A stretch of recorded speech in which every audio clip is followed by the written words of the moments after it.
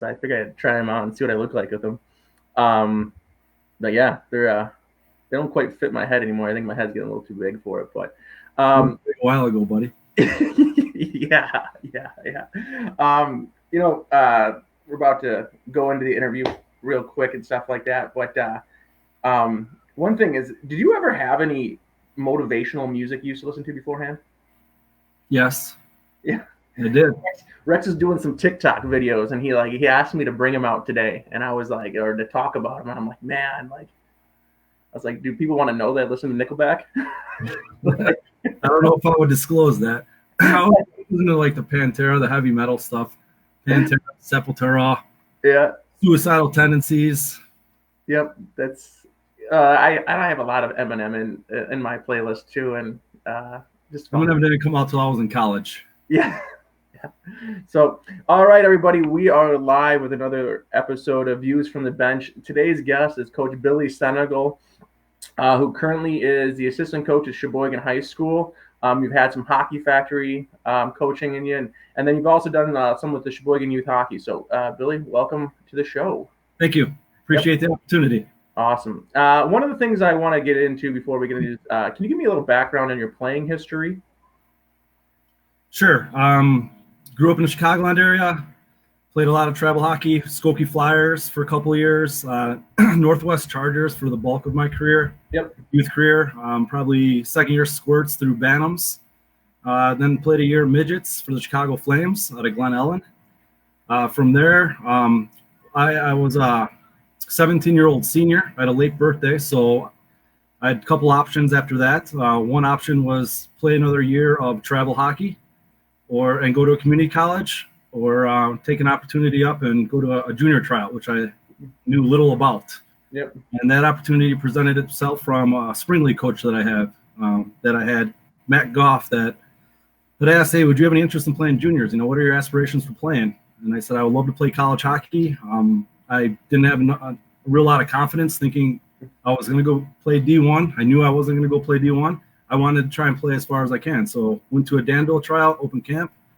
They asked me to come back for the main camp. They said, we like your aggressiveness. We love your style. You're just not big enough, not strong enough. We'd like to tenure you and send you off to St. Louis to the Jungle B in the CSHL. So played in the Central States. Got called up a handful of times. And from there, got enough exposure to be recruited by Marion, Rich Blakey. And then I played 4 years over at Marion. 3 coaches over at Marion. Rich Blakey, he left beginning of my freshman year. Then I had Joe Mussey and Paul Caulfield, and then he changed the program from there. You bring up the Jungle Bee. I'm also an alumni of the Jungle Bee. Yep. You know what? That league did a lot of good for people. Absolutely.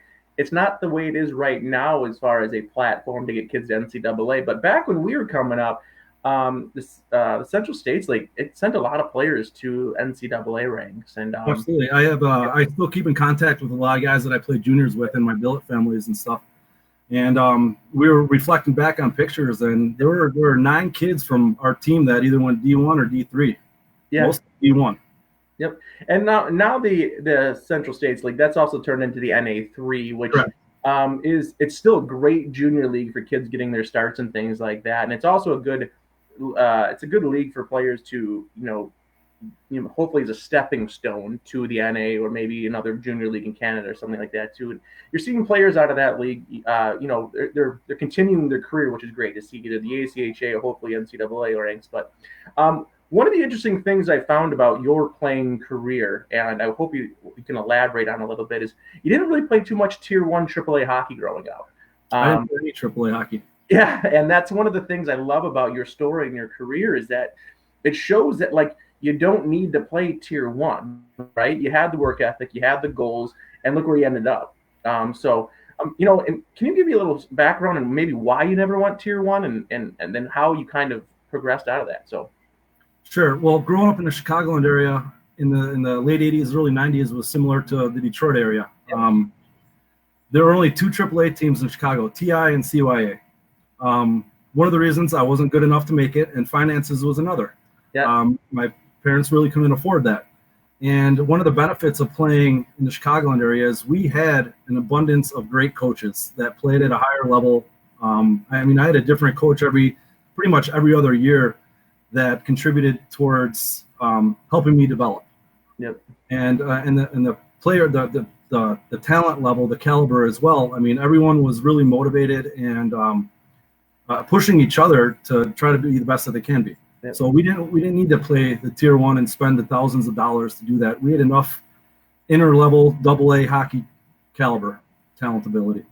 Yeah, and it's similar to my playing career. I played tier one growing up all the way through Pee-wees, and then when I got to Bantams, I got cut, and I had to go back down and play the tier two AA hockey, such as what you played with Skokie and a few of the other programs you were with. And I tell you, those 2 years that I played AA hockey made me the player I am today. I was in college and everything like that. And I don't think if I played those that tier two hockey that I'd have been able to be what I ended up being as far as my career.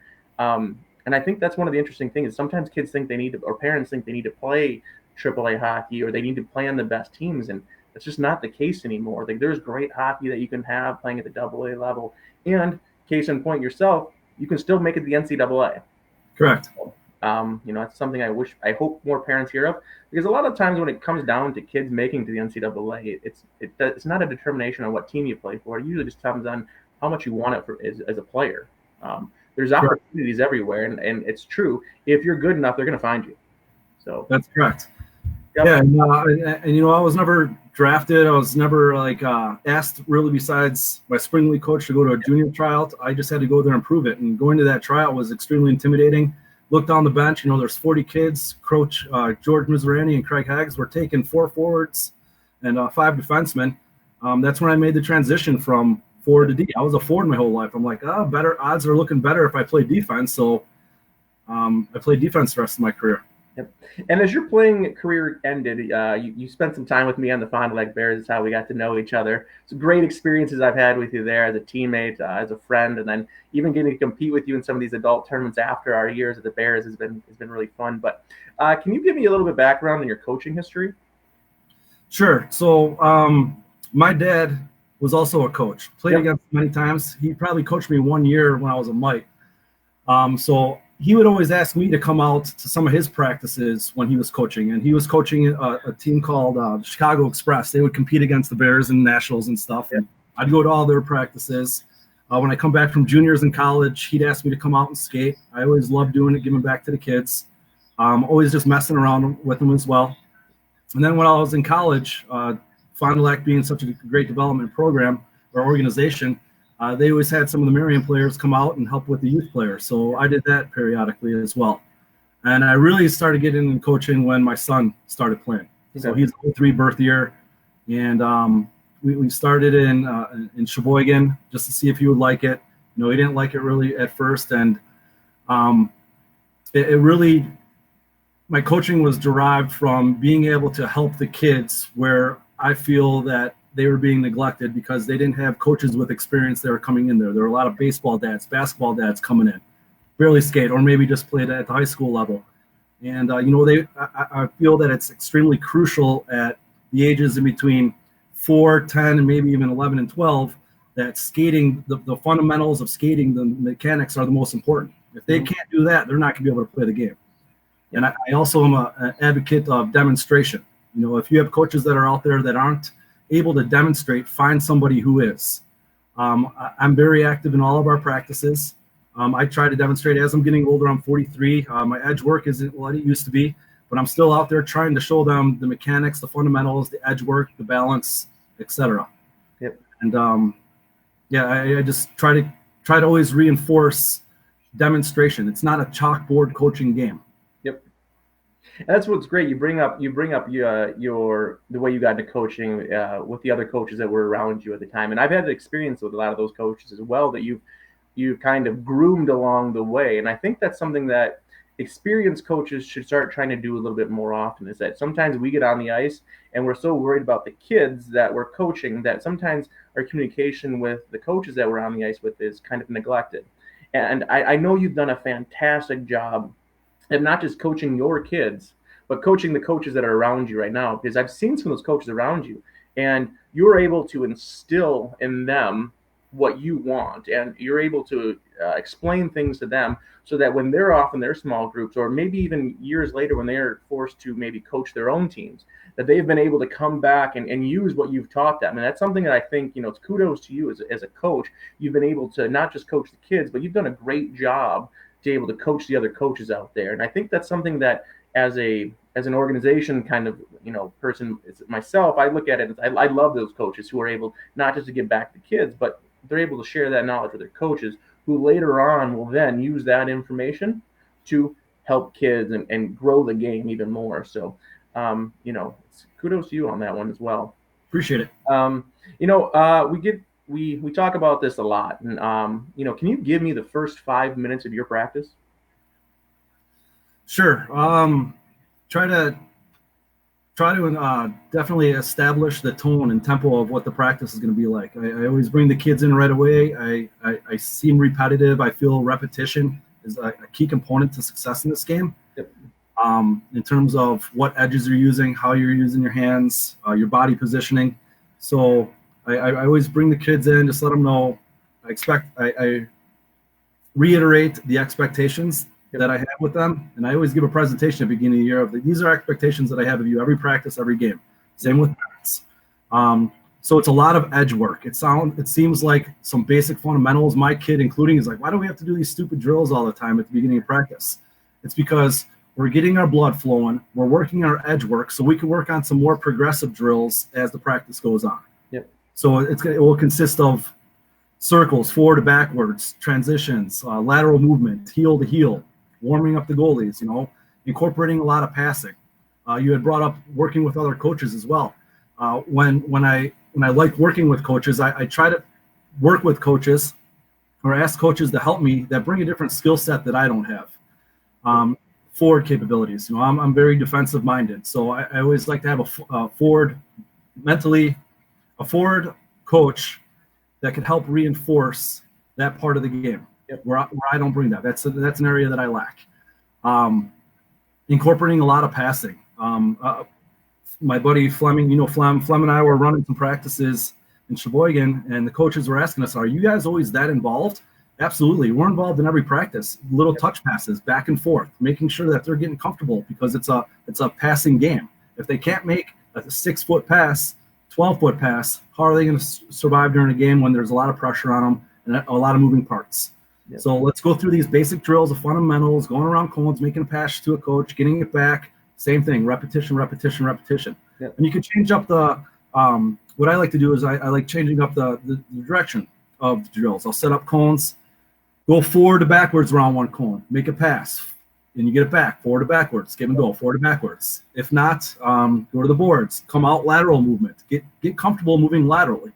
Yep. What I've learned as a player, the most successful people on the ice are primarily moving laterally throughout the ice, not just up and down.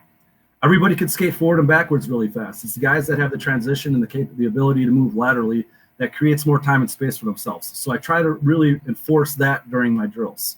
Yeah, and that's you brought up two things that I think are super important for new coaches, or maybe coaches that maybe lack some experience in coaching. But you brought up two things that I keep saying over and over again, and it's the tone of the practice of that first 5 minutes sets the tone for the rest of the practice. And I'm a firm believer in that first 5 minutes. If you're moving, if you guys are going, that the rest of your practice is going to be great. And the second thing you brought up too that I really like was participation with the coaches. I know you're a super involved coach during your practices. When I find that the coaches get involved early in the practice, it leads to more excitement during the practice, right? Then all coaches see that, or like players see that, and they're like, "Oh, coach is moving, like coach is hollering, coach is getting on us." Like, and like you do a drill and coach does it faster than you. What does it do to the kids? They're like, "Oh, I got to move now. I got to get going." Yep. So two things that I think is perfect for new coaches to hear is that if you want a good practice, start in the first 5 minutes with your tone. With you set the tone there, your actual practice is going to be great. Secondly, coaches, be involved. Like you have to be involved. It makes and if you're a head coach, get your assistant coaches involved, right? Like, yeah, don't just lean on the boards and sit back and watch the practice. Okay, there's plenty of time to do that. There's plenty of time to sit there and analyze kids and help correct things too. But at the same point, maybe when the drill starts, you're the one that's first on the line going, right? That Correct. sets the tone for that drill and lets the coaches know, hey, coach is involved. Plus, it's a great way for you to properly inform and kind of demonstrate that drill, right? Because you talk about coaches being involved that can do the drill, right? Coach, the kids see you doing the drill. That's going to also help them understand the drill a little bit more, right? Understand what you want out of the drill too. So, two things I think coaches, newer coaches, should probably pay attention to and try to learn from. So, Agreed. and then going off that, can you give me the last 5 minutes of practice? What are you looking for? What are you doing? Sure. Well, to build off like the beginning, your Yep. first question, set the tone, the intensity, then the rest of the practice. And one thing I can't emphasize enough is be prepared for your practices. Yep. Set up your practice plan the night before, Mhm. even if it's hours before your practice, but go in there prepared with an objective of what you want to achieve for that session. And then they become more progressive. And you could use the same drills day in and day out, but it will continue to evolve. Yep. As it progresses, because it's progressive. At the end, if you run a good practice, the kids are going to be gassed. You don't need to really bag skate them. Mhm. So I always try to make sure that we're incorporating the conditioning in there as well. But at the end of practices, I try to definitely do individual battles, small area games, just to see which kids really have the drive, really have the want to win those individual battles, because that's going to help me make a decision during game time. Right, this kid's gassed. He's got the conditioning in him. He's going to want to win every individual battle and do whatever he can for the betterment of the team. Yep. That's what I'm looking for. And that's a good point. You bring up being gassed at the end of practice, right? And that's something that I think coaches nowadays, they're getting into with that last minute, last 45 seconds, last 30 seconds of a game. We're not putting out our best kids, right? No. We're putting out the kid that we trust the most. That's correct. And the only way we learn that is in that last 5 minutes of practice, right? Yep. That last 5 minutes is the best indicator of who still got it the last 30 seconds of the game. Mentally. Yes. And there are so many things that go on through a game that as the game's on the line, we don't look for the best players. We look for the right players, and we look for the ones we trust. Correct. And if you can be one of those players that we trust and we know is going to do what we need to get done, you're going on the ice. That's more PT. And then eventually that leads to more confidence, and that leads to a bigger role on the team. So, yeah, I'm a firm believer. I think either Craig Haggs or Caulfield would always reemphasize, you guys may have all the ability in the world, but we're looking for the guys with the smarts. Yep. The game's 80% mental, 20% physical. Mm-hmm. That's something I try to instill in the kids all the time. Yeah. And that's where the endurance during the practice comes in, because when you're fatigued, you're obviously not going to be making the sharpest decisions. Mm-hmm. But if you have the mental stamina that can withstand that physical endurance, you're going to be making better decisions, which is going to lead to you getting more playing time at the end of the game. Yeah. Not because you're the goal scorer on the team. Yep. One of the things I've been noticing a lot, especially at the NCAA level, at the D1 level and stuff like that, is when they have the 3-on-3 overtime. Yep. Right? Obviously, there are some players, and it's probably the top 5% that are just unbelievably skilled, right? They're going to be on the ice just because their talent level sets them apart from everybody else. But after that, one player, maybe two on each team, the coaches are looking down the bench at the player that they feel is the smartest, right? Because you're playing 3-on-3. There's not really much positioning going on. So what we're looking for is a player that's smart while they're tired. And we want to be able to know what player we can trust that's not going to do something that maybe won't win us the game, but it's definitely not going to cost us the game. So no mistakes. Yep. And that's one of the things that I think is really valuable in what you're saying right now with the last 5 minutes and things like that, is that limiting your mistakes, especially when you're tired. You get tired, your brain kind of starts shutting down, right? So that's a great point you brought up. Now, you brought playing back in the Jungle Bee, and like I said, I played in that league as well, and it was interesting playing in it. And playing in Chicago back in the late '80s, early '90s, the game has changed. It's evolved. What are some things? What's the biggest thing that you think has evolved in the game of hockey from when you played to when your son Tyler plays now? The speed, for sure, the skating ability, the mechanics of the skating. Science has evolved. We use the data to help educate the next generation on what is the proper stride, the efficiency of the utilization of the blade, your legs, your body positioning, your arms.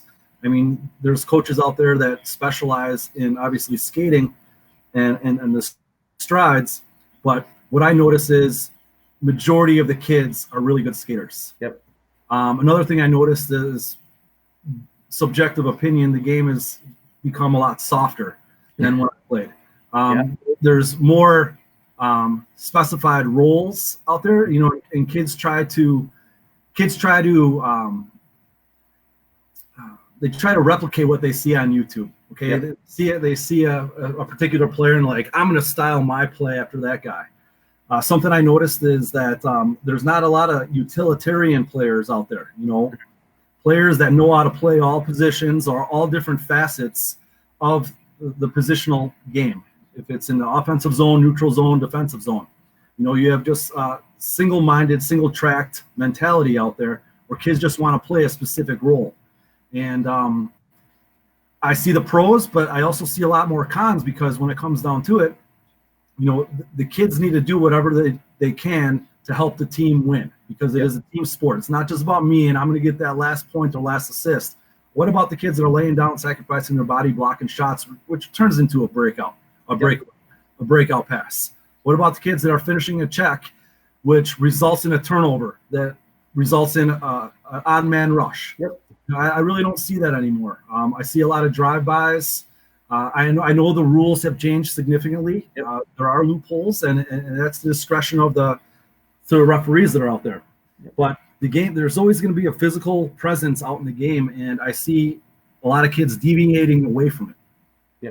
I love that you brought up utility players and kids not doing that, because it's one of the things that we stress at the younger youth levels right now at squirts and peewees and things like that. Is I love the fact that a kid, and it's not just the fact that the kid understands how to play forward or D, right? Because that's what most people assume, like that's what we mean when we say utility players. But that's not what we mean at all. Personally, like what I mean is getting kids to play all positions is giving kids roles within the game that change, right?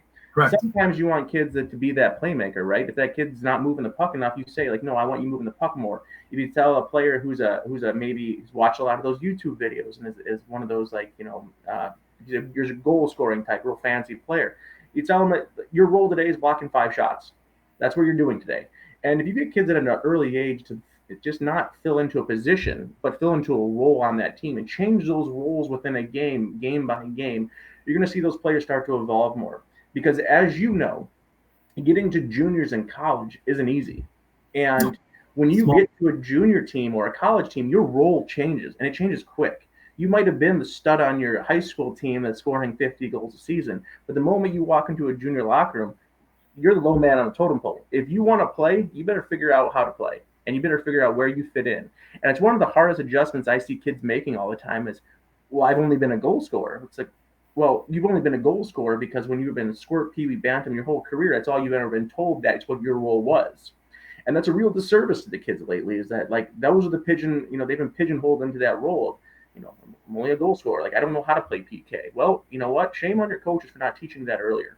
But I see that we've been getting away from that utility player and teaching kids their roles within a game to help them when they get to juniors or college or even their high school teams. You know, like we talk to our high school coaches and they're like, well, you know, like I have nobody that can kill PK on my team. Well, why is that? Well, because nobody wants to kill PK. But there's always one kid out there who's going to want to kill that PK, and guess what? He's in the lineup every night from a freshman on, right? Yep. So I like that a lot. One of the things I want to talk about is hold on, if I could just piggyback on that. I mean, I feel the coaches that are teaching the kids from, you know, mites through bantams, teach them the all-encompassing game and not just role-specific game. At that point will only help the kid in the future. Mm-hmm. Absolutely. Because it'll be an easier adaptation point when a coach that's screaming at you like, this is the kind of player I need you to be, or you're out of here. Well, I don't know how to be that kind of player. All right, now I'm getting traded. I've seen it a handful of times where kids just quit because they can't fulfill the expectations because they only know the one style of play. Yep, absolutely. You've been on some successful teams throughout your career. You know, what was one of the teams that was successful that you were on? And then give me a reason why that was successful. Won a couple state championships with the Chargers. That was Bantam year. In juniors, it was in St. Louis. We had a very successful team. We lost it to Motor City Chiefs. And in college, my junior and senior years, we were successful. And the one characteristic that those all had in common is that all the kids bought into the coach's system. Yep. They understood what their role was within the team, how to contribute with their role towards the success of the betterment of the team. Yep. That's important. And that's also something that's taught, right? Like we go back to utility players. Like getting kids to understand their role on a team is something that's taught in the early years, right? And it's taught by, even though you're the best kid, I want you to do something different today. So that helps out when those players get to the college. And, it's one of the great things you saw with the St. Louis Blues when they won the cup. Like everyone talked about how, they're in last place, right? But nobody, and it's been brought up quite a bit too. Everyone talks about their locker room, right? How it was one cohesive unit. They all were playing for each other. And then when Berube came in, they all bought into what he did, right? Yes. And a lot of that's because they've all been taught to play the game. They've been taught to buy into what the coach said, and they've been taught to coach. And then that's what instantly turned that team around. And I think that's a huge characteristic of successful teams as well. Supporting each other. That's another big proponent of that. Everyone needs to learn how to support each other. You may not get along with each other off the ice, but as soon as you put on that same color jersey, you're going to do whatever you can to help that teammate be successful. Absolutely. Absolutely. Coaches recognize that and teammates recognize that. Mm-hmm. In regards to, and we talked about earlier with your assistant coaches and stuff like that, can you give me some of the roles and responsibilities you've given to your assistant coaches over the years? Sure. I'd like to attribute what I'm about to say to Dean Dianovich. When I started coaching in Fond du Lac, I think second year squirt, he brought myself and the other coach in the locker room. He's like, I just want to hear from everybody what you think your role is on this team. And then him being the head coach, defined our role. Here's my strengths, Dino. Here's how I feel I contribute. I appreciate that, Bill, but I think you're good at this, and this is what I would like you to focus on. Yep. So that's what I've taken moving forward. Every coach that I've asked to help, they're there because they have a different skill set that I don't have. Mm-hmm. And I try to establish those expectations and roles right out of the gate. Same with the team and the parents. Presentation every year. I don't care if you heard it one time. It's about a half hour. It's a PowerPoint presentation. One time, or you've heard it 10 times. It's going to be the same thing. Philosophy may change because of the personnel. The goals may change because of the personnel, but they're always going to hear the same goals, expectations established at the beginning of the year. So can't deviate away from that once it's established. Yeah. And you bring up goals and you bring up responsibilities. When do you address with your teams the responsibilities? You said beginning of the year. Like, is it first practice, second practice, or is it before even your first practice? Is it right after tries? When do you set the values and the goals and responsibilities for your teams? I try to do it as soon as possible. It depends on the ice availability with the team. Ideally, I would like to do it before we even touch the ice, have a parent and player meeting. Sometimes you're not that fortunate because just the way the ice is scheduled. The sooner you can do it, the better. And again, be prepared with what you're going to talk about, what your coaching philosophy is. What are the expectations and goals for the kids? What are the expectations for the parents? Okay. So a few more questions for you. What is one piece of advice that maybe you have for some youth hockey parents right now? If you have a good coach in place, let them coach. Yep. I've been fortunate to coach a great group of kids and some parents, but there are always the parents that deviate away, thinking they know more, and they don't understand what we're trying to do as a team. They're not in the locker room. They're not on the ice. They don't really hear what we're talking about inside the glass. Yep. A great example is we were coaching a team. I was coaching a team. We won, I'd say 90% of our games. And I'd say 95% of those games, we were shorthanded about half the game. Yeah. Parents are screaming, ice the puck, ice the puck. I'm like, the kids are saying, my dad's telling me to ice the puck. No, we're not icing the puck. We can control the puck with 4 guys. We're dominating this game right now. Control the puck. Let's work on things that we've been working on during practice. Don't listen to your parents. This is what we're working on as a team. This is what we need to focus on for the betterment of the team. Yep. Quotes. So, yeah.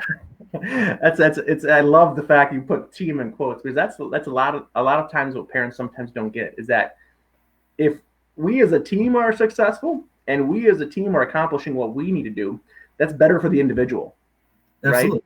And I think if parents look at that as like, okay, I got to do what's best for the team, then it's going to be what's best for my kid. You'll see a lot more of that interaction with the coaches and parents buying into let their coach, right? Sure.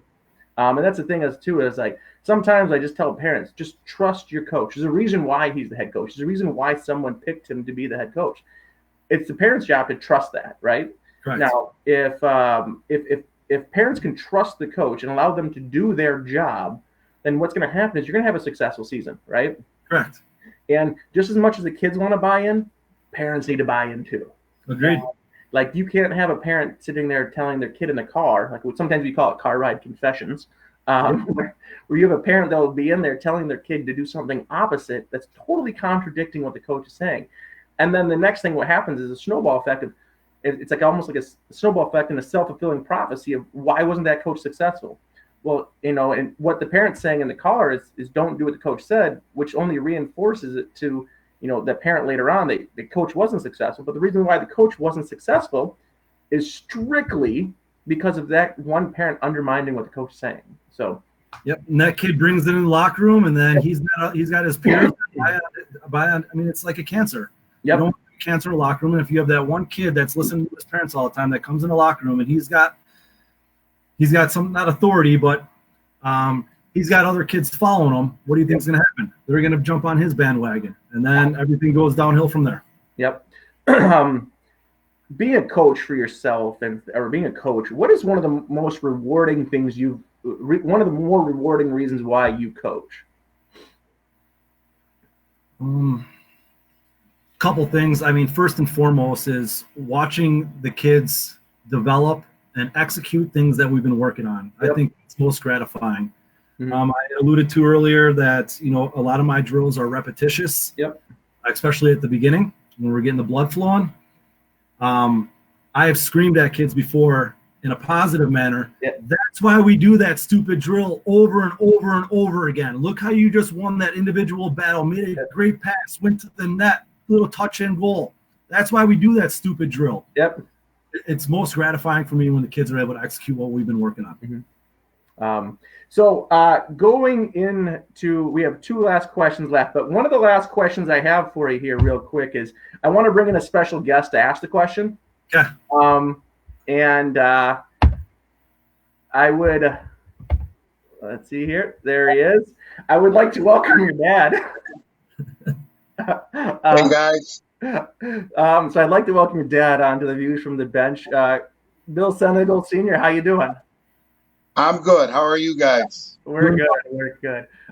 One of the awesome things I find about hockey is the generational bonds that happen. And I asked your dad to come on and ask one of the last few questions because your dad is the head coach of the Sheboygan varsity hockey team. You coach with him, and your dad gets the opportunity to coach your son, Billy Tyler. And I love that. I love that generational bond that you guys have together. So I asked your dad to come on and ask one question in regards to, and Coach Bill, you can take it away. All right. Bill, what are some of the negative and positives of coaching a son or daughter? And you really can't use me as an example because I never really coached him, but for about 3 months. Right. So it's all on you, bud. I'll hit the negatives first. Some of the negative things is, you hold your child to a certain expectation because he hears it all the time. Yep. He's been coaching you. You've been coaching your child since learn to skate, and he sees the way that others respond to you, and that the coach, myself, see the way that kids are responding to the instruction and the guidance that I'm providing. Yep. And then you watch your kid, and he's not executing the same way, and it's just like, oh, I want to do it my own way. It's like, no, that first of all, this is disruptive to the team. You're deviating away. You have an individual mentality. I think that's the most challenging thing is just holding your kid to a certain expectation because he's your kid. Yep. Not only on the ice, but in the locker room. Your behavior in the locker room, your behavior in the lobby, your behavior in the in the hotels. Mm-hmm. You know, you get in trouble, that's a bad reflection on us, both of us. So that's extremely challenging coaching your own child. Yep. Some of the positives, you know, seeing the success when him and his teammates are successful together. Another negative is not being able to embrace your child's success because you are the coach. Yep. It's rare that you could ask any of the coaches that I probably worked with, if you ever really see me cheer for when my kid scores a goal or has a nice assist. Mm-hmm. I'll be more theatrical, if you want to say, when I see my kid go out there and lay down and block a shot and sacrifice his body, than as if you go out there and dangle 3 people and snipe one. That's no interest to me. I want my kid, as long as the other kids, to play for each other, not themselves. Yeah, and that's interesting because I go through the same thing as a dad is coaching, and granted, my daughters are only 6 and 5 right now, but it's difficult holding your kids to a different standard, right? And most times people don't understand that. What I mean by a different standard is, I hold, like, if something negative happens, like, you know, especially, like, this is just the U8 level, but someone needs to go out every 3rd shift, not every other shift. I'm the first one who has to look at my daughter and say, hey, you're going to have to go out every 3rd shift. And it's because I'm the one who ultimately has to answer that. And it's all about, optics at times and things like that. And, you know, my daughter asked me, why don't I get out more? I'm like, well, it's because I'm the coach and I'm held to a different standard. Right. And then that's the other thing too, is that, like, you really can't ever talk about your kids, right? You can't pump them up. You can't, you can't be the person that, like, says, oh, you had a great game today, because then it's the optics. It looks bad. Correct. And as you so badly want to give your kids sometimes an ounce of, like, hey, that we played great, you're still stuck in that role of, I can't, because, like, then it's the opposite of looking bad. And that's where sometimes coaching your own kids is not fair, you know. It was enjoyable from my perspective, you know, from learn to skate probably to Bantam. And then once everyone almost got to the same level, and this is when we were with the Gamblers, then it got a lot more competitive. We were able to see that inner team competition during practices and stuff. And one thing that I would encourage is, if you are going to be a coach and you're delegating responsibilities, if you're primarily a forward-minded coach defense. Yep. I'm primarily a defensive-minded coach. My kid likes playing like Ryan Blick. I always just give someone else him. I don't like coaching the forwards. I'll coach the D. I'll oversee the infrastructure of the team, but I will run the D. You empower your coach, making sure he has those qualifications to run the forwards. Correct. And that's where I feel I've avoided a lot of conflict. Yeah. Why is your kid always out there? Well, I'm not running the forwards, buddy. Yeah. And we talk about that a lot. We talk about empowering your assistant coaches, right? Yes. We've brought it before, and that comes with communication on the roles and responsibilities that, as head coaches, we give to our assistant coaches, is that we give them the ability to make changes on the fly, or at least that's what successful head coaches do. They're able to empower their coaches to make changes on the fly, make line changes, pick who and when is out there. And that helps when you have your own kid on the ice, because then it alleviates the whole, well, that's not my call. But, you know, in the end, sometimes parents, no matter what happens, they're going to look at that as it is your call. But reality is that you've given your assistant coaches enough power to make those calls, and you know in your heart. And that's why it's so difficult coaching your kid. And it's so frustrating, because no matter what, there's always a parent on a car ride confession home that's going to say something like that, you know? Yeah, agreed. So Coach Bill Sunagel Sr., I want to say thank you so much. You can stay on, too. I got one last question for Coach Bill.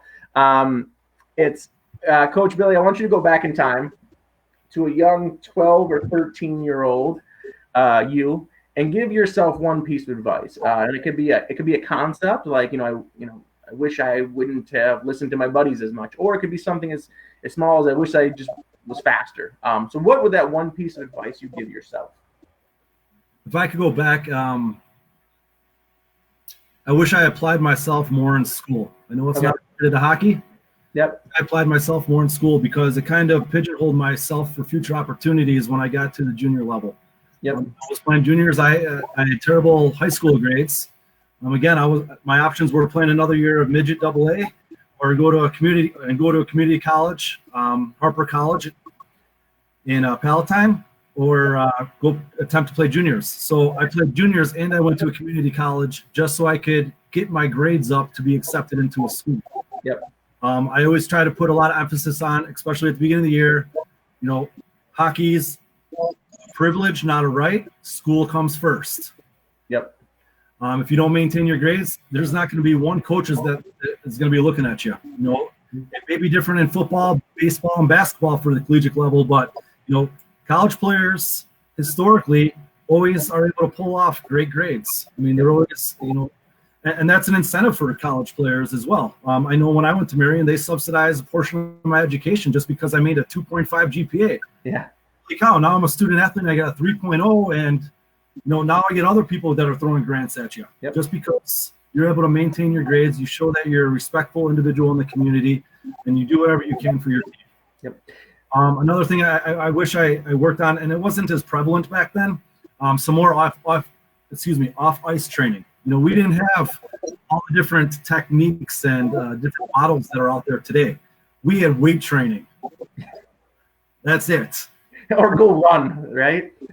I wasn't exposed to polymetrics till juniors. I'm like, what is this crap? I mean, this is exhausting. But little did I know how I was building the muscles that I needed to perform better on the ice.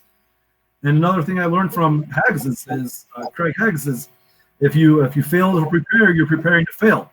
Yep. Off ice training is more important when you get to a certain level than on ice training is. Mm-hmm. I am a very strong believer that when kids are, and I don't mean to be long-winded, but when kids are from the ages of 14 to 16 years old, whatever stride they have at that age, unless you get a private coach, that's the stride you're going to have for the rest of your life.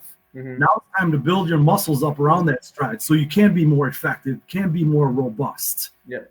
can learn how to create more time and space for yourself because you have the strength and the speed. And that's derived from off-ice training. Mm-hmm. Well, I just want to say that's all the questions I have for you today. I do want to, and this has been a great conversation. I'm happy you could come on and talk hockey with us.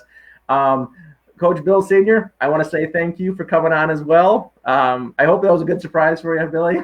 Yeah. I'm surprised you got the Hey, computer. Ryan, I'd like to say something. Yeah. I'd like to say what you've done for this community since you graduated from Lawrence and took over the Blue Line. Hats off to you. I appreciate that. Absolutely. Those sentiments. You really turned that program around, and you can see by some of the 99 and on birth years that have been through your skates, through your models that are becoming very successful in the game, and great people off the ice as well. So thanks for letting me be a part of it. Yeah, well, I'm excited that you guys have been a part of it. I'm excited that more. I'm happy that Billy, I've roped you into another 15 plus years of this with your youngest, and Coach Bill Senior. I truly do appreciate you when you come out to our practices, still help us run our summer camps and things like that. Coach that U14 team and still heavily involved with what we do here at the ring. So, guys, I just want to say thank you again for coming on. It's a real pleasure to have you guys here. And do you have any last things to add? Stay safe. Take care of your family. Yep. And see you at the rink soon. Hopefully, yep. If I could just throw out one other thing too, with everything that's going on with this pandemic, there's no better time for kids to start working out hard right now. Mm-hmm. I mean, this is a perfect opportunity for off-ice training. If you need a workout program, reach out to Blick. I'll be more than happy to share some things that are for off-ice. This is the time because everyone's neglected of on-ice training. When you get on the ice, everyone's going to be flat. Your edges are going to be off. Your hands are going to be off, but you'll have your strength and endurance. Mm-hmm. So be prepared for that. And it's intensity and consistency when you're working out. Don't be going to the gym or working out at your home gym and doing it half-assed, because what are you going to get? Half-assed results. Yep. Intensity and consistency when you're doing that. Awesome. Well, I'm glad. I'd love to end on that. So, guys, thanks again. And, good luck. And everyone out there, stay home, stay safe, and good luck out there. Thanks, Blick. Thanks. Later, guys. See ya.